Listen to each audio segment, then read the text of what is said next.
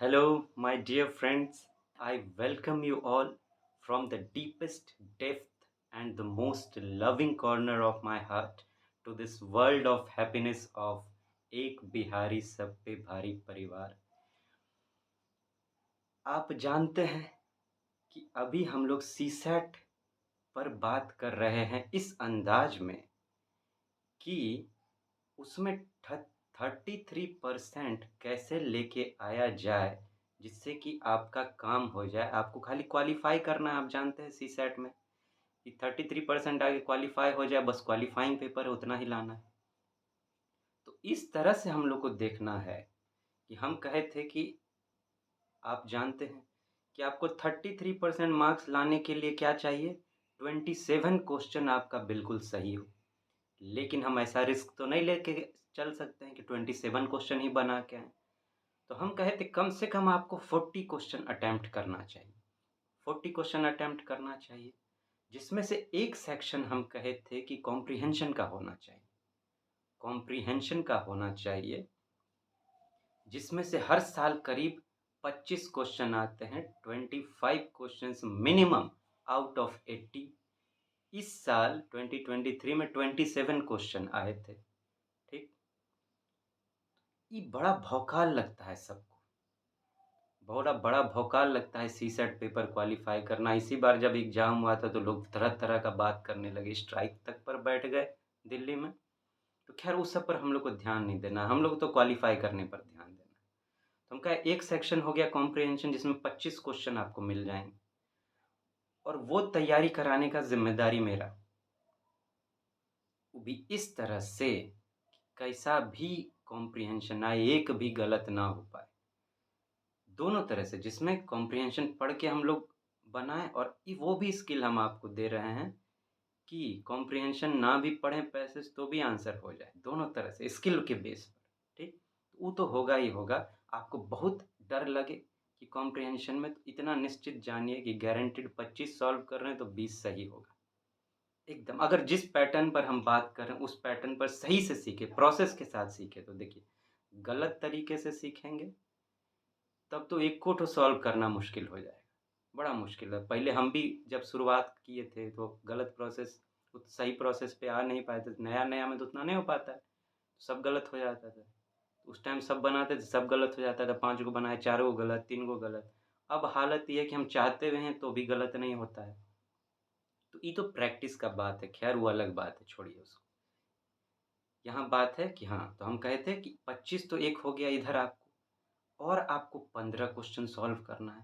तो हम आपको कहे थे कि मैथ और रीजनिंग से किस, हर साल यूपीएससी 20 से 25 क्वेश्चन ऐसा उसमें डालता है जो आप बिना ज़्यादा पढ़े हुए खाली समझ के आधार पर उसको सॉल्व कर सकें।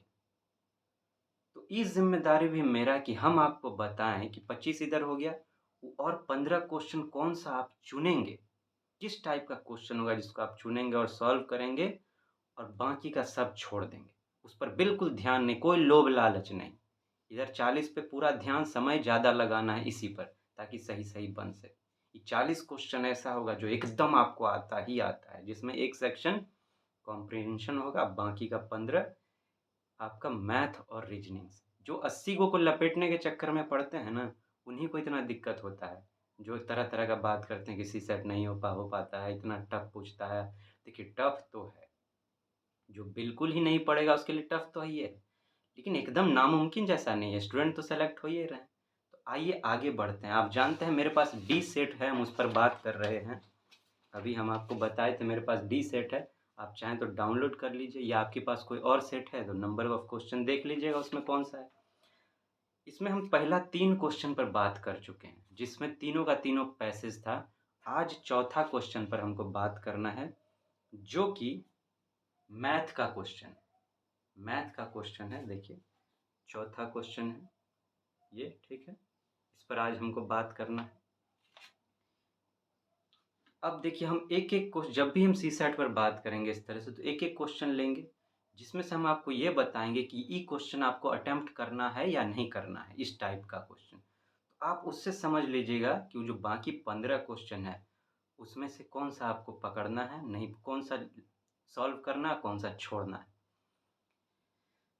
वैसा क्वेश्चन जो सिर्फ समझ के आधार पर सॉल्व हो जाए, कोई तिगड़म, कोई फॉर्मूला कुछ लगाने का ज़रूरत ना पड़े ज़्यादा, वैसा ही क्वेश्चन आपको सॉल्व करना है, एकदम सिंपल, हल्का, एकदम हल्का सिंपल, ठीक? तो आइए देखते हैं कि ई वैसा क्वेश्चन है कि नहीं कि अटेम्प्ट किया जा सके, ठीक? पढ़ते हैं क्वेश्चन।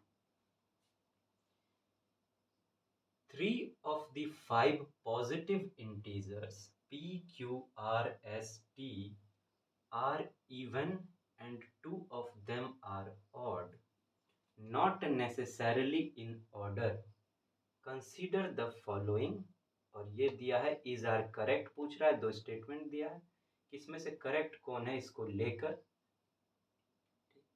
एक चैप्टर है मैथ में ऐसा जिसको अगर आप कमांड कर लेते हैं, ठीक, तो उससे हर साल यूपीएससी अलग अलग तरीके से कम 15 से 20 क्वेश्चन पूछती है। ज़्यादा पूछ सकती है, उससे कम नहीं पूछेगी। अगर 15 क्वेश्चन पूछ रही है या 20 क्वेश्चन पूछ रही है, मान लीजिए 15 क्वेश्चन पूछी, तो उसमें से 10 क्वेश्चन ऐसा होगा, करीब कम से कम 10 क्वेश्चन ऐसा होगा, या आप एवरेज आधा-आधा लेकर ही चलें, तो 8 क्वेश्चन ऐसा ज़रूर होगा जो आप समझ के आधार पर बना सकेंगे। एक ही चैप्टर ऐसा है पूरे मैथ में, वो है नंबर सिस्टम। नंबर सिस्टम बताने का ज़िम्मेदारी भी मेरा। हम अपने तरीके से उस पर कमांड कराएँगे। मेरा मानना है कि सिर्फ़ अगर नंबर सिस्टम मैथ में आप देख लेते हैं, हम तो कुछ और भी बताए हैं अपने स्ट्रैटेजी में, वो भी आगे बताएँगे हम आपको। नंबर सिस्टम अगर आप सही से कमांड कर लिए, बहुत कोई भारी नहीं है। बस उसमें नंबर्स को समझना होता है ज़रा-सा। उसको देखेंगे हम लोग अलग अंदाज़ में, स्किल के बेस पर देखेंगे कि कैसे उसको पढ़ना चाहिए। तो आप 7-8 क्वेश्चन तो वहीं से ले आएँगे, एक ही सेक्शन दे देगा आपको 7-8 सेक्शन। ख़ैर, नंबर सिस्टम सीधा समझिए नंबर, ठीक? ये उसी का क्वेश्चन है वैसे, लेकिन एकदम उस सिस्टम में फँसिए मत, ये नॉर्मली भी समझ में आ जाएगा अगर आप नंबर सिस्टम नहीं पढ़े हैं। ये वैसा क्वेश्चन है जो आपको अटेम्प्ट करना चाहिए, उस टाइप के क्वेश्चन में से। क्यों हम ऐसा कर रहे हैं? एकदम समझ के आधार वाला है, देखिए कैसे। क्या कह रहा है? 3 of the 5 positive integer p, q, r, s, t। Positive आप आराम से बूझते हैं, पॉजिटिव बूझते हैं कि नहीं? इंटीजर माने नंबर होता है। तो पॉजिटिव नंबर आप समझते हैं कि नहीं? पॉजिटिव, नेगेटिव, ये तो हम मैथ नहीं हो पढ़े तो ऐसे ही बात करते हैं, तुम पॉजिटिव बात कर रहा है, तुम नेगेटिव बात कर रहा है। तो ये क्या कर रहा है कि P Q R S T 5 गो जो पॉजिटिव इंटीजर दिया हुआ है, इसमें से 3 जो है, 3 जो है आर इवन है। इसमें से 3 जो है वो इवन है। इवन और ऑड भी आप अच्छे से जानते हो। इवन है और and 2 of them are odd, और 2 गो जो है वो ऑड है। ठीक, 2 गो ऑड है, नॉट नेसेसरली इन ऑर्डर। ये जो देता है ना, आज इसमें बहुत स्टूडेंट लोग फँसता है। ये समझ नहीं पाता है कि क्या कह रहा है, बहुत समझिए जाता है तो इसकी वजह से अपने आप को टेंशन में ले आता है, क्या कह रहा है। ये क्या कह रहा है कि नॉट नेसेसरली इन ऑर्डर, मतलब ये जो P Q R S T कह रहा है कि इसमें से 3 ऑड है, 3 इवन और 2 ऑड है, तो ज़रूरी नहीं है कि लगातार 3 गो इवन होगा और फिर 2 गो ऑड होगा। बस यही इसका मतलब है। कह रहा है ज़रूरी नहीं है, लेकिन ये भी नहीं है कि ऐसा नहीं हो सकता, दोनों बात है। इसका क्या मतलब होता है कि या हो भी सकता है या नहीं भी हो सकता है। मतलब आप लगातार 3 को इवन मानना चाहें तो मान सकते हैं, ना मानना चाहें तो नहीं भी मान सकते हैं, कोई दिक्कत नहीं है, दोनों तरह से आप बना सकते हैं। इसलिए ये जो लिखता है ना, इसके चक्कर में आप बिल्कुल मत फँसिए। इसमें बिल्कुल कन्फ्यूज़ होने का आपको ज़रूरत नहीं है, ठीक? अब कह रहा है कंसीडर द फॉलोइंग, कह रहा है p plus q plus r minus s minus t is definitely even. मतलब ये जो इसको सॉल्व करेंगे तो पक्का इवन आएगा ही आएगा। और अगर इसको सॉल्व करेंगे 2p plus Q plus 2r minus 2s plus t, ये पक्का ऑड आएगा, डेफिनेटली ऑड आएगा ही आएगा, डेफिनेटली कह रहा है। जब भी डेफिनेटली लिखा हुआ हो, वैसे तो हमारा मानना है डेफिनेटली में भी एक से काम चल जाएगा अगर आप सही प्रोसेस से जा रहे हैं। लेकिन चूंकि हो सकता है बहुत स्टूडेंट को इस बात में थोड़ा सा अति दिक्कत हो रहा हो, ऐसा कीजिए, पहले तो जो कह रहा है कि इनमें से 3 इवन और 2 ऑड है, तो कोई भी अपने मर्ज़ी से आप छोटा रखिए तो बेहतर है, जल्दी सॉल्व हो जाए। किसी 3 को इवन मान लीजिए, किसी 2 को ऑड मान लीजिए। अगर आप इसमें भी घुसना चाहते हैं, तो ऐसा कीजिए, एक बार क्या कीजिए, लगातार 3 को इवन और 2 को ऑड मान लीजिए, एक बार उलट-फेर करके मान लीजिए। आराम से जो है उसको इसमें पुट कर दीजिए जो दिया है, आपका आंसर निकल के आ जाएगा। तो देख रहे हैं, ये एकदम इसमें कोई एक्स्ट्रा फ़ॉर्मूला लगाने का ज़रूरत है? ये बस कह रहा है कि 5 तो पॉज़िटिव नंबर दिया हुआ है, जिसमें से 3 इवन है और 2 ऑड है। और उसके बाद आपको नंबर कुछ मान लेना है, उसको उसके लिए इक्वेशन दिया हुआ है, इसमें पुट कर दीजिए और देख लीजिए आंसर क्या आ रहा है। इस टाइप का क्वेश्चन कि बिना किसी फॉर्मूला वॉर्मूला लगाए आपको एकदम सीधा-सीधा समझ में आ जा रहा है कि पढ़े ये क्वेश्चन आपको समझ में आया। ये अभी नहीं पता है कि आपको इसमें क्या करना है, लेकिन बस समझ में आ गया आपको कि क्या पूछ रहा है। इसमें कुछ आपको दिमाग में तिगड़म नहीं मच रहा है, दिमाग भारी नहीं पना, एकदम हल्का है आपका दिमाग पढ़ने के बाद। एग्ज़ाम में देखिए हम कहेंगे मैथ सीसैट के को सॉल्व करने में, ठीक? वो जीएस वाला पेपर प्रीलिम्स में उसको थोड़ा स्पीड पढ़ना पड़ता है, लेकिन सीसैट में एक गलती भूल से भी मत कीजिएगा। यहाँ भी 50% से ज़्यादा स्टूडेंट मात खा जाते हैं। वो कहते हैं काहे? कहीं वो 80 क्वेश्चन लपेटने के चक्कर में पड़ते हैं। उस चक्कर में क्या होता है, वो स्पीड में क्वेश्चन पढ़ने लगते हैं। अरे मैथ कॉम्प्रिहेंशन हो चाहे मैथ हो चाहे रीजनिंग, स्पीड में पढ़ने से नहीं समझ में आएगा। अगर स्पीड में पढ़े तो गड़बड़ होना है, तो इसमें 50% से ज़्यादा स्टूडेंट लूट जाते हैं। इसीलिए हम कह रहे हैं कि आपको सिर्फ 40 क्वेश्चन टारगेट करना है। क्या ज़रूरत है ज़्यादा करने का? कोई 80 बनाए, आप 27 बनाइए, 40 बनाइए, बात बराबर ही है। उसको भी क्वालीफाई होना है, आपको भी क्वालीफाई होना है। इसमें ये बात है, इसमें तो ये भी नहीं है कि लिमिटेड स्टूडेंट ही सेलेक्ट होंगे सीसैट में ना, ये तो क्वालीफाइंग है। चाहे पूरा का जितना स्टूडेंट बैठा है लाखों, उस सब लाखों का लाखों सबको सब बना बना दे उतना, तो सबका सब क्वालीफाई हो जाएगा सीसैट में। डिसाइड तो जीएस का पेपर करता है ना, तो वो भी बात नहीं है यहाँ पे, तो वो भी टेंशन आपके दिमाग में नहीं। 40 इसीलिए ताकि आप ज़्यादा समय एक क्वेश्चन पर लगा सकें। क्वेश्चन एकदम धीरे पढ़िएगा, एकदम धीरे, मैथ और रीजनिंग का बहुत धीरे। कॉम्प्रिहेंशन में तो हम ट्रेन करते-करते आपको थोड़ा स्पीड करा देंगे, लेकिन मैथ रीजनिंग में कितनों ट्रेनिंग हो जाए, क्वेश्चन बहुत धीरे पढ़िएगा, एकदम धीरे। समझ में सही आएगा तो जल्दी बन जाएगा और सही से आपको कितना चाहिए? 15 क्वेश्चन तो बनाना है ना बस। आइए, पढ़ लिए।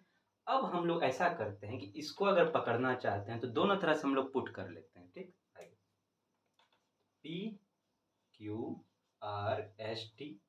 अब क्या करें, 3 इवन 2 ऑड, तो एक बार लगातार ले लेते हैं, काहे कि आप चाहें तो ले भी सकते हैं, नहीं चाहे तो नहीं भी ले सकते हैं। अब चूंकि यहाँ पे माइनस करना है हम लोग को एस और टी, तो एस और टी थोड़ा छोटा नंबर लेंगे तो बेहतर होगा। काहे कि देखिए हम लोग को इवन ऑड निकालना है, नेगेटिव पॉजिटिव नहीं। तो अगर इसको बड़ा ले लेंगे तो नेग हो सकता है करने में नेगेटिव में चला जाए, तो नेगेटिव ऑड नहीं होता है, इस बात का ध्यान रखिएगा। ये तो आप जानते ही होंगे, इवन ऑड अलग है, पॉजिटिव नेगेटिव अलग है, हम लोग को इवन ऑड ढूंढना है, ठीक? तो ऐसा करते हैं, लगातार हम लोग को ढूंढना है, तो ऐसे करते हैं 2 4 6, ये 3 गो इवन हो गया, आई 1 और 3 ये 2 ठो ऑड हो गया, एक बार लगातार ले लिए। अब I P Q R S T, इसमें इसको थोड़ा बड़ा लेना पड़ेगा इधर, तो इसी नंबर को या दूसरे नंबर को ही सही उलट-फेर करके आप इसमें ले लीजिए, लेकिन दूसरे नंबर वैसा तो है नहीं, इसी नंबर को ले लेते हैं। लेकिन चलिए आपके अति के लिए, कॉन्फिडेंस के लिए दूसरा नंबर ले लेते हैं और उसको उल्टा-सीधा कर देते हैं, ठीक? अब यहाँ मान लेते हैं कि इसको 8 ले लेते हैं। अब इसको ले लेते हैं कोई ऑड नंबर, मान लीजिए इसको 5 ले लिए, ठीक? अब इसको फिर 4 ले लेते हैं एक ऑड नंबर में, और फिर इसको क्या करें, इसको भी कोई आप ऑड नंबर ले लीजिए, मान लीजिए इसको 3 ले लीजिए और इसको 6 ले लीजिए, ठीक है? ऐसा अब उल्टा सीधा दोनों तरह से चेक कर लेते हैं। अब जरा इसको इक्वेशन में डालते हैं, ठीक। अगर दोनों में ये चीज प्रूफ हो गया, दोनों में दोनों का दोनों अगर इवन आ गया तो ये स्टेटमेंट ठीक है, दोनों का दोनों अगर ऑड आ गया इसमें तो दोनों डेफिनेटली ऑड है। लेकिन एग्जाम में देखिए वो ऐसा ही सेट करता है, अगर एक में भी आपको आ जाए ना, ऐसा हम क्यों कर रहे हैं, क्योंकि आप तो सही प्रोसेस से जा रहे हैं ना। अगर सही प्रोसेस से जाते हुए एक में भी आ गया तो आप उसको आंसर मानने को मार के सही कर लीजिए। हम ऐसा क्यों कर रहे हैं, वो भी जानता है लिमिटेड टाइम है सेट करने वाला, यूपीएससी के माइंड को समझना पड़ेगा। हम हमेशा ही बात बोलते हैं, क्वेश्चन सॉल्व करने से एक बार पहले एक बार दिमाग में बोलिए यूपीएससी का माइंड, तो आप समझ जाएंगे। तो जानता है कि आपके पास लिमिटेड टाइम है, तो आपका ज़्यादा समय वो खराब नहीं करेगा उस तरह से। आइए देखते हैं। अब P Q plus R minus S minus T, 2 4 6 6 12 12 minus 3 1 4 बराबर 8। ये चीज़ आप दिमाग में भी कर सकते हैं, इतना लिखने का जरूरत नहीं है, फिर भी हम ऐसे बोल दिए। क्या 2 4 6 6 12, 12 में से 4 घटा दिए, 8 दिमागे में हो गया। 8 क्या है, इवन है, सिंपल सा बात है। अब इसी को जरा इसमें अप्लाई कर लेते हैं, ठीक है। ये आपका स्टेटमेंट 1 के लिए हो गया। अब स्टेटमेंट 2 के लिए देख लेते हैं।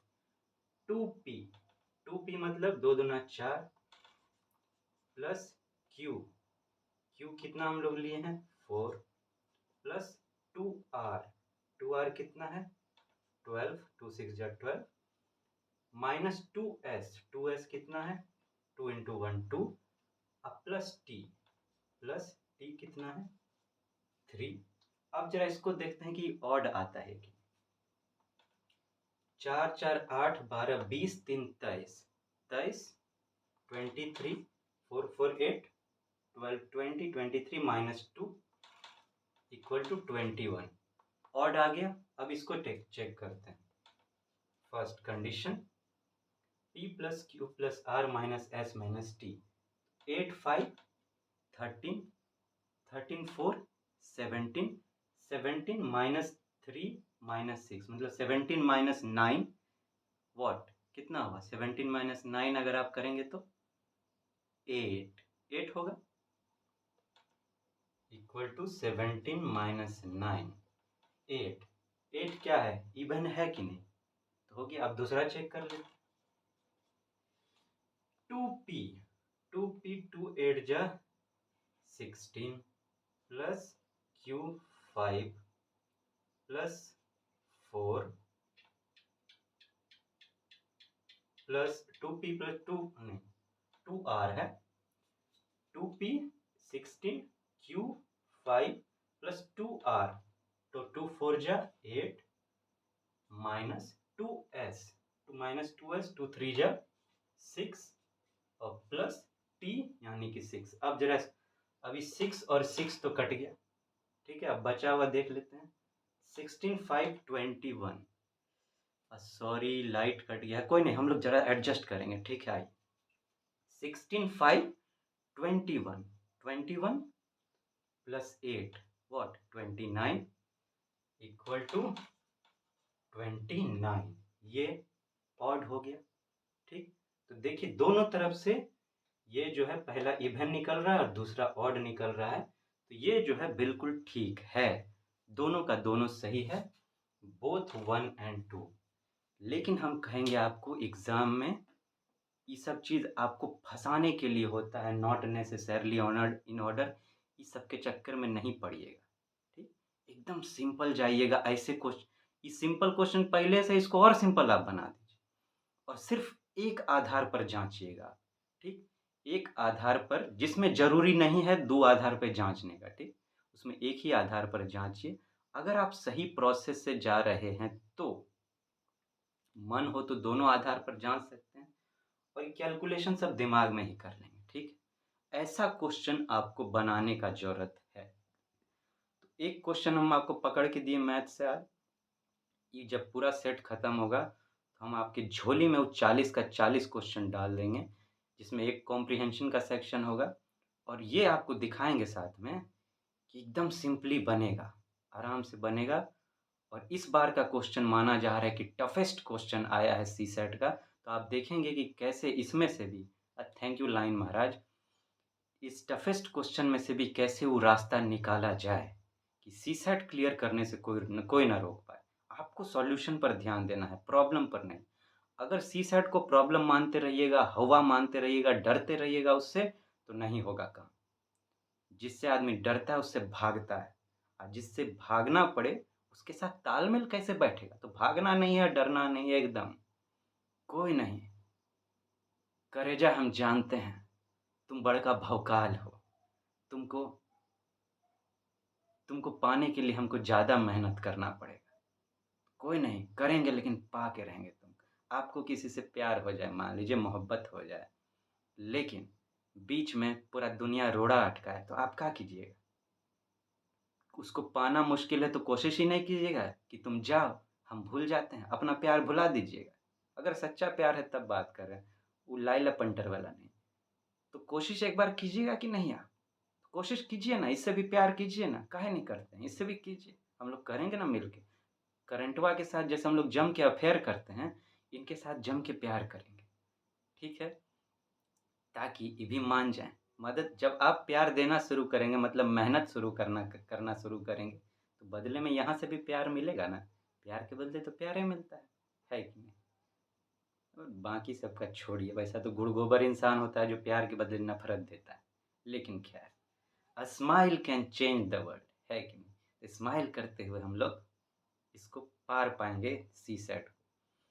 सीसैट में कैसे 33% लाया जाए, वो पूरा जिम्मेदारी मेरा है।